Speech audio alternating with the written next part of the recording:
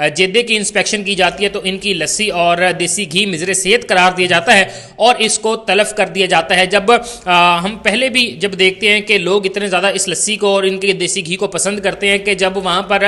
Normal routine में भी अगर आप लस्सी पीने जाएँ तो वहाँ पर टोकन लेने के बावजूद आपको 1 से 2 घंटे लस्सी लेकर पीने का इंतज़ार करना पड़ता है, चूँकि अवाम का इतना ज़्यादा रश होता है वहाँ पे और लोग एक के बाद एक जो है वो लस्सी पीने की कोशिश कर रहे होते हैं और बहुत ज़्यादा लोग इसको पसंद भी करते हैं, चूँकि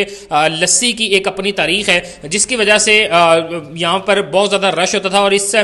तमाम तर अमले की आंखें जो है वो माथे पे होती थी। इस वीडियो में नजर आने वाला जेदे साहब का जो बेटा है इसका एटीट्यूड भी यकीनी तौर पर आप में से बहुत से लोग झेल चुके होंगे, जिनको अंदाजा होगा कि इनका अमला काम के दौरान किस तरह का रवैया इख्तियार करता था, लोगों से किस तरह नोकझोंक किया करता था। तो अब यकीनी तौर पर इनके भी जो है वो होश ठिकाने आए होंगे कि चूंकि अब इनको पंजाब फूड अथॉरिटी की जानिब से इनका जितना भी देसी घी था वो तलफ किया गया है, गटरों में बहाया गया है, इनकी बनाई हुई लस्सी को भी मिज़र सेहत करार दिया है। और यकीनी तौर पर इस रिपोर्ट के बाद जो कि आप इस वीडियो में देख भी रहे हैं कि हमारे पास फूड अथॉरिटी की बनाई हुई रिसिप्ट्स भी मौजूद हैं, इसमें जेदे का जो बेटा है ये खुद लस्सी और देसी घी गटरों में तल्फ करता हुआ दिखाई भी दे रहा है और जब चेकिंग की जा रही थी तो ये वहाँ पे मौजूद भी था। तमाम तर फुटेजेस भी साथ साथ चल रही होंगी तो जिससे यकीनी तौर पर आपको अंदाज़ा हो चुका होगा कि अब ये लस्सी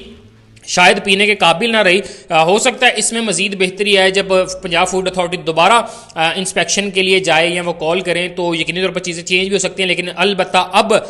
जेदे की लस्सी पीने वाले जो शौकीन हजरात हैं उनको थोड़ा सा मोहतात रहना चाहिए, क्योंकि अब पंजाब फूड अथॉरिटी भी डिक्लेयर कर चुकी है कि जेदे की लस्सी और इसका देसी घी इस्तेमाल करना यानी कि मिज़र सेहत चीज़ इस्तेमाल करना खुद के साथ ही धोखा है, अपनी सेहत को ही नुकसान पहुँचाने के मुतरादफ है।